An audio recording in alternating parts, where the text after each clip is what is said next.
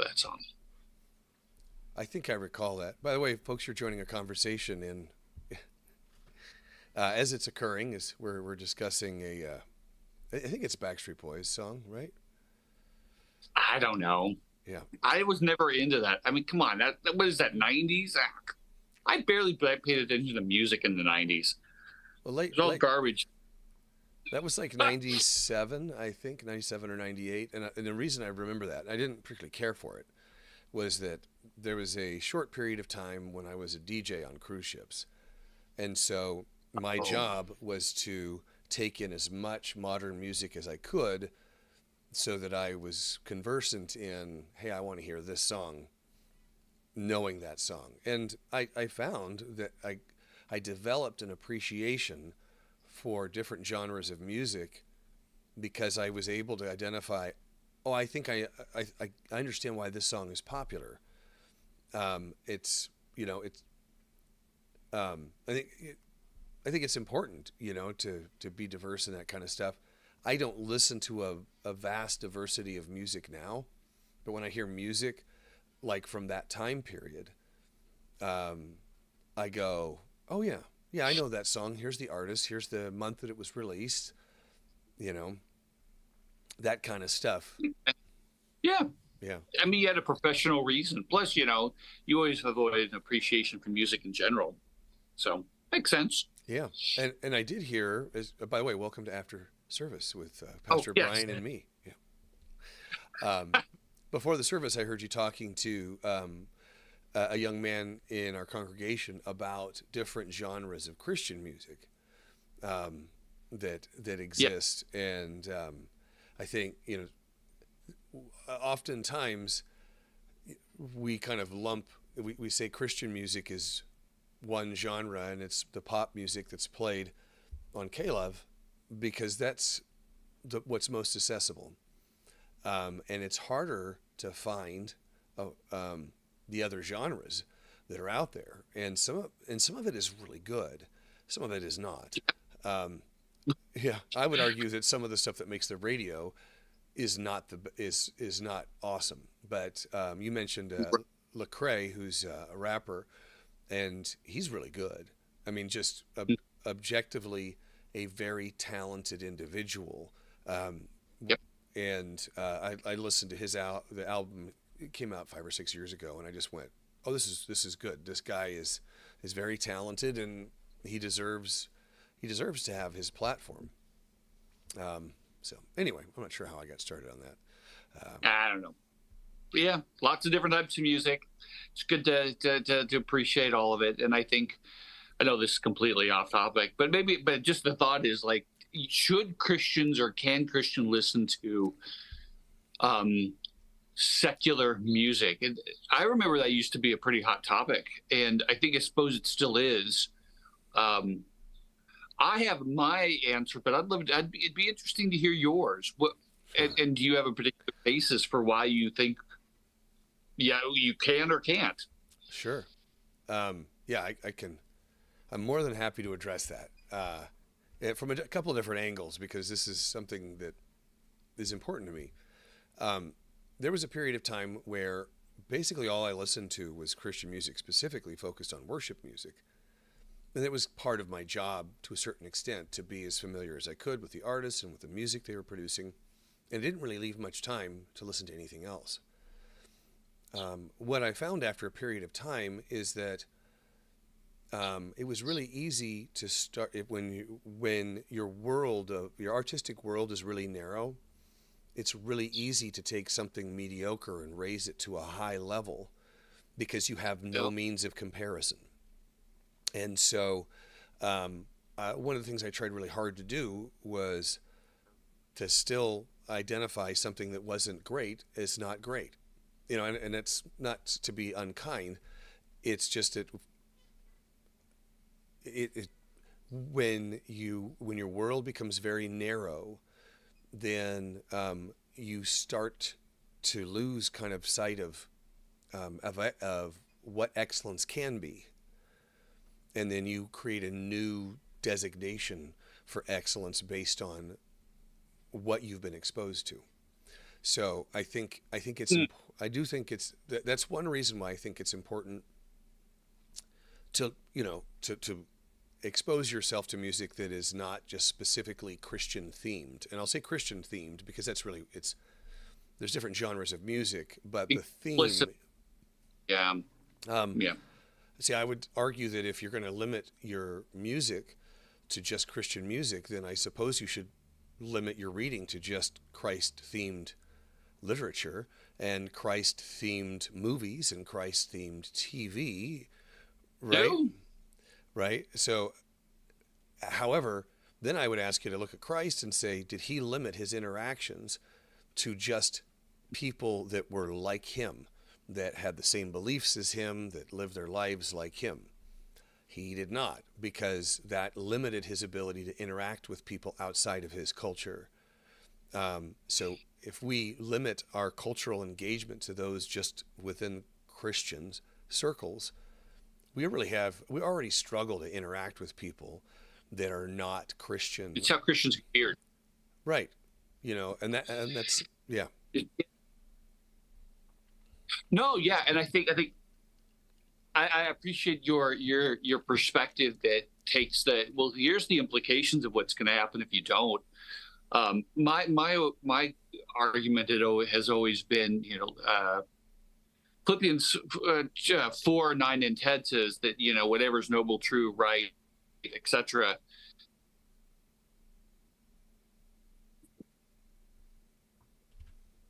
You can listen to something that's like a relationship between a man and a woman in a song that's describing a good relationship. They don't have to talk about Jesus at all. But is that noble and true and right? Well, yeah. Well, then you can listen to it. It's that simple. Is Bach, because it's not mentioning Jesus because there's no words. Can you listen to that? Well, is it good? Yeah. Then you can listen to it. It's being conscious about what goes in your head, which we should be more conscious of.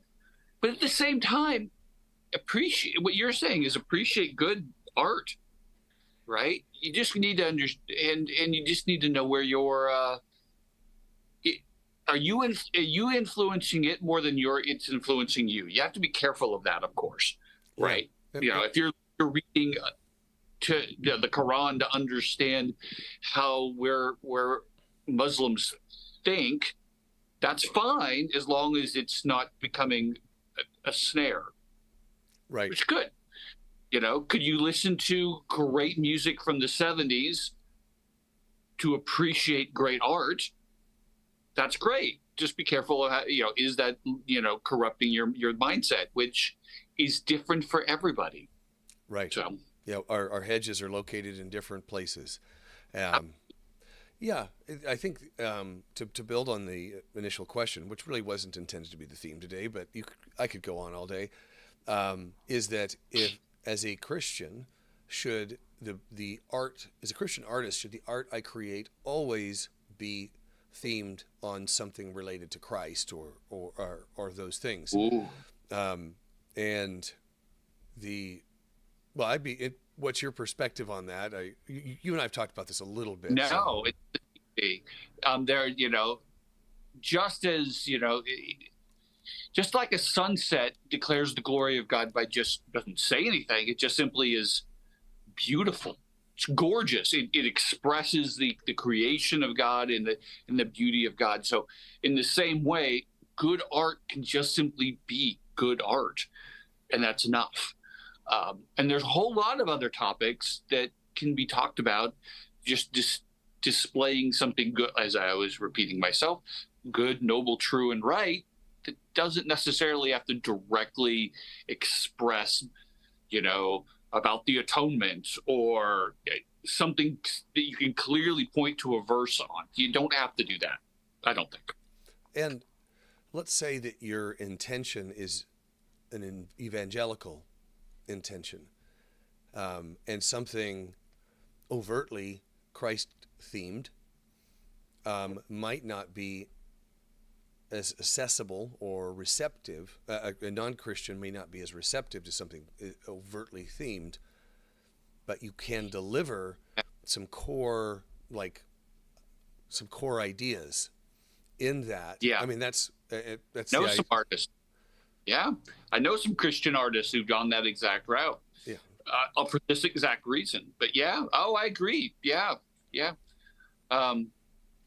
Because they're not going to hear it otherwise. It's, I think that's not all the kind of art that Christians should make, but it's certainly, there's a place for it. I think it's actually needed in that. I think if you go back, into to the Middle Ages and such, that this wasn't even a question. Of course, if you're a believer, if you're a Christian, you should make beautiful art. There's nothing wrong. But somehow in the last couple hundred years, we've certainly come to the place where we're just making art for art's sake, beauty for beauty's sake is not okay. And I think that has affected our culture in a very negative way. I can actually address that, why that's occurred. The reason that, because it's something I've kind of explored a little bit, is like, at some point in time, Christians were the most revered artists, right? And they aren't. Well, but the secret is that it's not necessarily that the Christians were the most revered artists. It's that the people who paid the most revered artists were the church. The church had a lot of money, and they were really, besides them and royalty, the only ones that were really in a position to pay artists to create. That's true. Yeah. So what has happened is kind of the decentralization of the where the money comes from. It went from a single patron paying the artist to create to the consumer themselves dictating where the money is and so if you look at like music, right? Even Christian music for that matter, K-Love, right?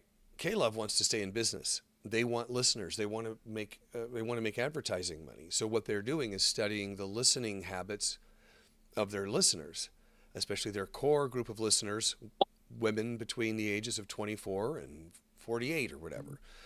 And so what happens is, kind of like I was saying, the more we listen to the same stuff, the more narrow kind of our perspective gets. The music that it makes it on the radio gets narrower and narrower and narrower in order to cater to the audience that seems to want to spend money on that kind of stuff. And in the same way, like pop music, you end up creating music that kind of sounds like itself. There's not as much exploration as there probably should be. And it's like, well, what's going to make us money, right? It's the business saying, what's going to make us money? What are people listening to? We'll create something that looks like this. And so it's chasing money that leads to the culture. It's not, the art isn't necessarily reflective of the culture. It's reflective of who's paying for money, putting the money out there. But then the culture, in the same way, like people are going, oh, that must be what popular culture looks like, so I'm going to emulate that. So there's kind of a interesting. It's a weird feedback loop. Like I think especially on the Christian side, there's I call it homogenization. It's like it gets less. There's less and less put into it, more that's pulled out of it. That people are really more open to creativity, but there's no risk being taken on the part of the business. They don't want risk. Right. No. But I'm wondering if there's more of a nuance in that, like just even churches, even in the last 100 years, we've gone to trying to make at least sort of attractive churches to now churches are almost ugly, and there's no beauty in churches anymore. I mean, certainly in the Middle Ages. I mean, I guess there's artists. I guess you could say it's the same thing. But we could have at least there's almost a rejection of the idea that churches should put money into making art at all, even if it's on a smaller scale. They don't support art at all. Yeah, it's a bit of a rejection of kind of the Catholicism and the way that when there was one church, that was Catholic, that the money they would bury their money in the church building itself and making it more ornate, etc. Yeah. And it's very similar, really, to the liturgy of the church, right, where you have these very specific elements that are in themselves beautiful, but also become empty and hollow.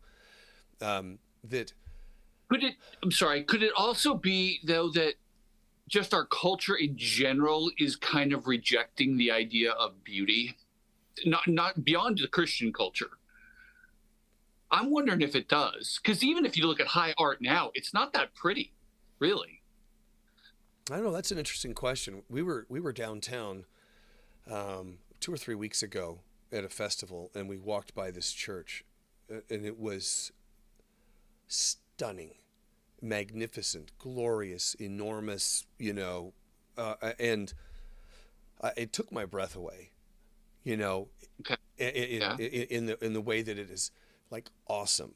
Now, and I guess what I'm saying is I miss the church building itself having a certain kind of element of awe where, Yeah.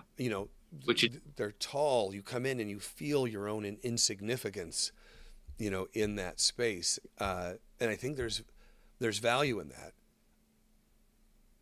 I'd also argue that I really don't want my church to invest a ton of money in building a fantastic ornate building. I'd rather see us helping our own neighborhoods, community, investing it in the evangelism. there's the tension right there. Yeah. Yeah. Well, and I think you and I have talked a lot about the desire of this current young generation, their desire for authenticity. And when you come in and you see all this grandeur and stuff, It's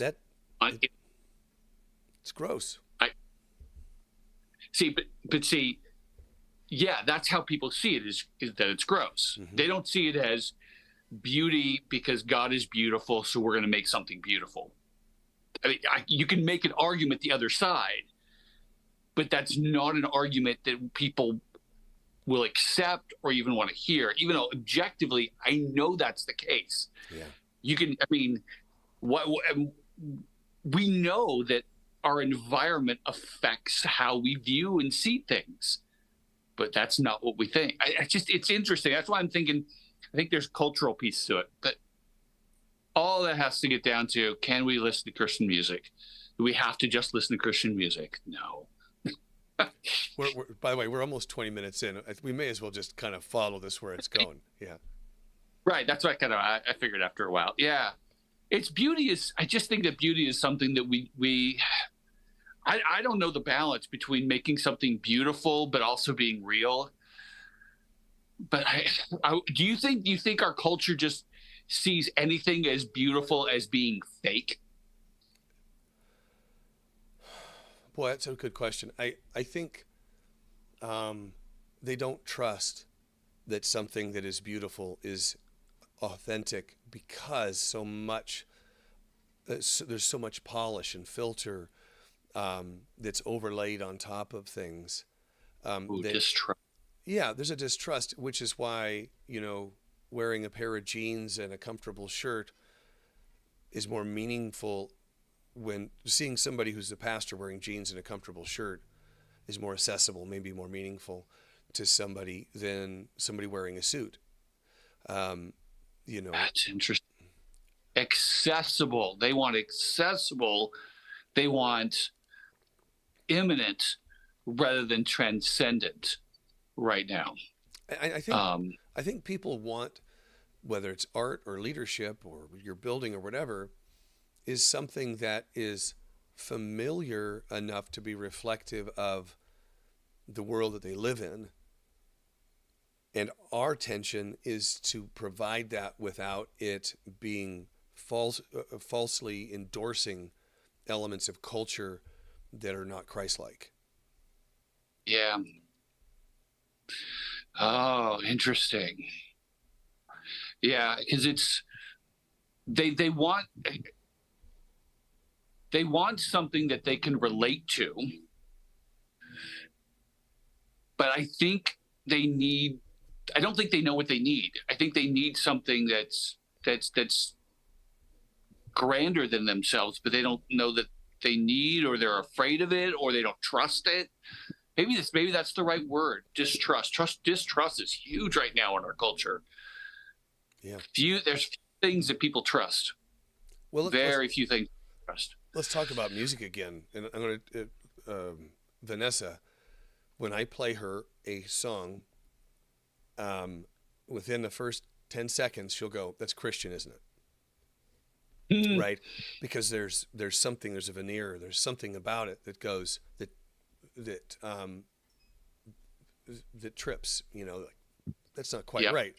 And she's also, because I've listened to so much, and when I hear something that I think, oh, this is really good, maybe she'll listen to this and be able to hear it apart from the Christian theme. Right? This goes back to what we were first talking about. We start to kind of narrow our understanding of things. So when I play something, it's like, oh, I think that somebody who listens to secular music would really like this. Well, if I'm not really listening to secular music, then I don't really know if it's comparable.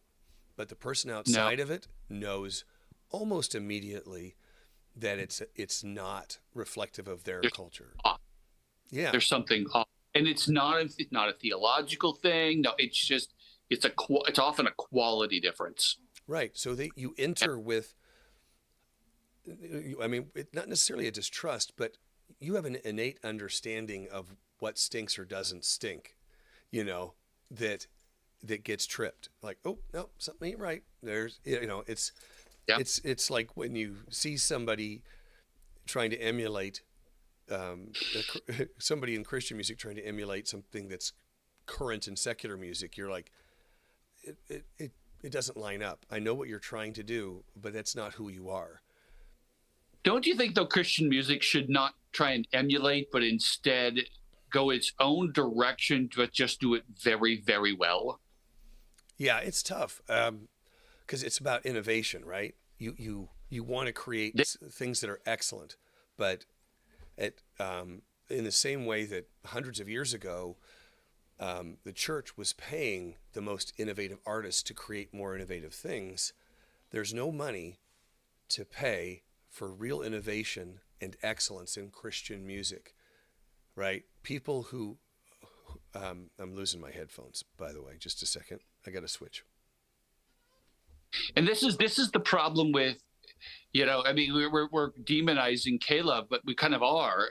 The reality is it does dramatically shape Christian culture, because that's what Christians listen to. That's what they think is normal. So the themes that are there, the quality that's there, that's what they assume is what it should be. And the reality is they do not have the same agenda as God. They have their own agenda. They have money as their primary agenda.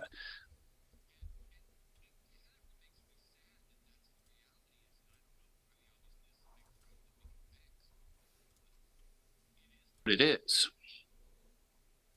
And I have to apologize because I missed everybody else got to hear what you just said, but I had to switch my headphones. The Caleb is it has definitely had a negative effect on our culture. Yeah. Yeah. In the same way that people in the 70s bemoan AM radio for feeding them the same stuff over and over again. So FM radio became the place where you went to listen to music, where the DJs were picking it out because it was really good, not because it was what was selling and what would get people to listen. FM radio wasn't there to make money. It was there to be, countercultural. And, we used to have, was it Air One? I don't know if that played the alternative Christian stuff, but then it became kind of just another version of Caleb. And to make money. Yeah. Right. I mean, Yeah. we can't fault people for wanting to make money. No, no, It, but we need to see for it for what it is, and it's and we're paying for it. If Christians demanded higher quality and more risque lyrics, more realistic lyrics, well, then that's what they would give us. okay, you said risque, but you meant realistic. Risque in the sense of what might controversial topics, more realistic things that are Right. instead of because Instead of there's some safe topics, instead of the right, very vanilla, right things, but more edge. song Yeah. right there's a song, and I don't remember the name of the song. Jesse would point it out immediately that the original line was something like talked about drugs and suicide, but the air version had to remove those two words because Hmm. that's not what they wanted to hear on the radio. It's things like that. The sanitized. Yeah. No, that's a great word. Sanitization. Um, yeah. I think, and it all boils down to we don't necessarily trust ourselves um, to be able to discern and reject unhealthy influences. Like it's somehow we're like, oh, well, it's like when, as a parent, if you dropped a piece of watermelon on the floor that your kid was eating, would you pick it up and let them eat it? Or would you, like how much are you on top of these things? We didn't do that. If it fell on the floor, here you go, Sam. Sam hardly ever gets sick, which is ironic considering he's been sick for 2 weeks. But that we don't build a stronger immune system by avoiding things that make us sick. We build a better immune system by like working through those things. It doesn't mean you invite it. You don't go out Right. trying to get sick. It's just that your faith needs to be strong enough that Yeah. you can take that in and go, ooh, gosh, that's a bit challenging. I have to process that. I got to work with that. And then if you believe who Christ is, who he is, and he done what he's done, your faith survives, you know? Which leads me to the great kind of ending of this. So what do we do as Christians? How do we Mm. push back against this? For if you're one of those people that find yourself that all you listen to is Christian music, all you listen to is K-Love, and you don't listen to anything else. You don't read anything but other than Christian books or watch Christian movies and nothing else. So what do you do? How do you Yeah. push against this? There's a few different ways you can push back. And one is invest in artists. And it doesn't need to be very much, but Patreon is a great way to support artists that you have found that you really appreciate. And like I'm a patron of Ross King. And most folks at our church know who he is. So I'm set up to pay him a certain amount each month. I mean, I get some benefits from it, but that's kind of separate from the idea that I'm letting him know that I think what he's doing is important enough, right? Mhm. We do live in a culture where we're used to getting our music for free, and we expect to get things for free. If we do want to improve these things, it won't be free, and it will take time. And do things like if you're going to listen to Spotify or something like that, if keep a notepad next to you or whatever. If you hear a song by somebody that you've never heard of, I remember Dan Roth hearing the Ross King song the other day, right? And be like, this Ross King guy is fantastic. Well, then use that person to inspire your next playlist and Mhm. discover new people and new artists. And if somebody really catches your ear and you feel like they're doing something important, use that as an opportunity to find a way to support them in a small way or a big way. A small way, share it on social media. Just discovered this great song. I think it will be meaningful for you. Mhm. Help become a platform for the artists that you like, and start to lift up the artists that are innovative and creating wonderful things. That starts to build its own counterculture of music that starts to influence from behind the scenes. And what'll happen, and it always happens, is eventually K-Love will pick up on that, and they'll start Yeah. overplaying that stuff. But it doesn't. There's a certain Caleb vigilance. Caleb goes where the money is. That's right. Yeah. So And if your money where the quality where artists are going to say things that the church needs to hear, then that's what they'll play that. right. That's where your money goes. Yeah. Yeah. So it's little things that you can do. I would say absolutely all of that, but in addition, I would encourage people to read and watch high quality secular stuff, especially if you're a more mature Christian, because you are capable of watching that and filtering it out in your own head to go, oh, okay, yeah, that's a bunch of swear words. I don't like swear words or whatever it is, but I can appreciate what they're saying there. Watch great movies. Watch like the or Casablanca, or I mean, just really high quality music, really high quality movies and books and music, because that way you're gonna broaden that spectrum of what you think is good. Right. And this is not a knock on this is not a knock on Ross. He's a good artist. Is he an amazing musical artist? He's a decent musical artist, I would say. Yeah. But what he's amazing at Lyrics. is that the church needs to hear. That's right. Yeah. Yeah. When I first listened to Ross, my response was, "It's okay." Like musically, well, on the first album I listened to was his attempt to create a worship album. So he was trying to kind of create something that he thought would, he's trying to support his family. So what can I do to generate income to support my family? I'll create this. And the result was something that was like, But buried within that are the messages that the church needs to hear.